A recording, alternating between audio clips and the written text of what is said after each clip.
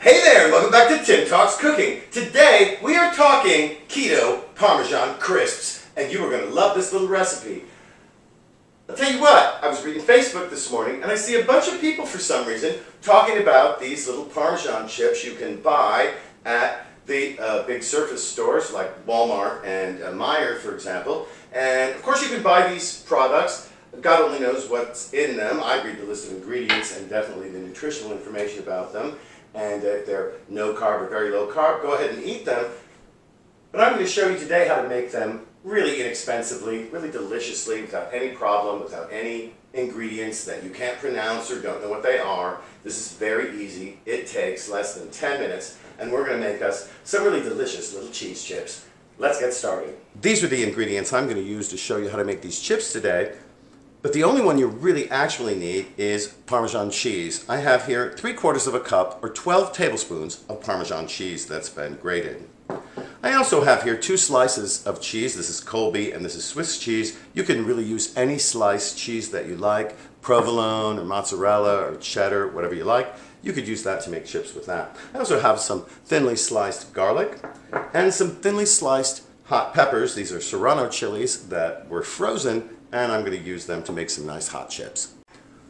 My oven is preheated to 400 degrees, and as you can see, I've lined a sheet pan with parchment paper. I think this works better than Silpat, and this will definitely not work if you spray the pan, so definitely use parchment paper or some kind of covering for your sheet pan. We're going to start by putting tablespoon-sized mounds of Parmesan cheese an inch or 2 apart on our baking sheet.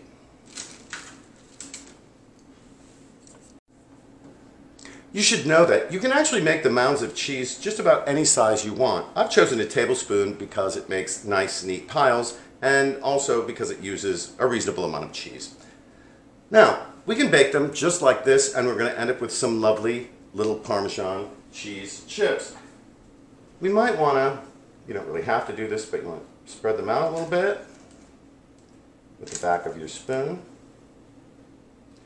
And catch any stragglers because they're going to not be part of your chip. They're too far away to be melted into the mix here.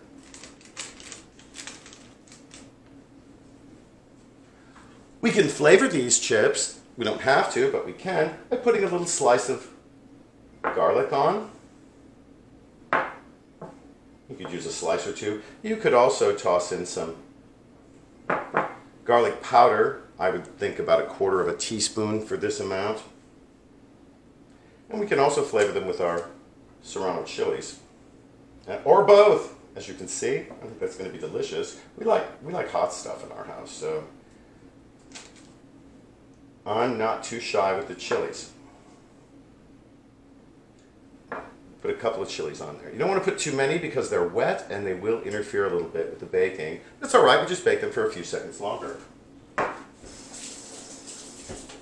For this to work really well with the ones that we've topped with our toppings, we're going to put part of a slice of cheese. I usually break mine into 4 parts.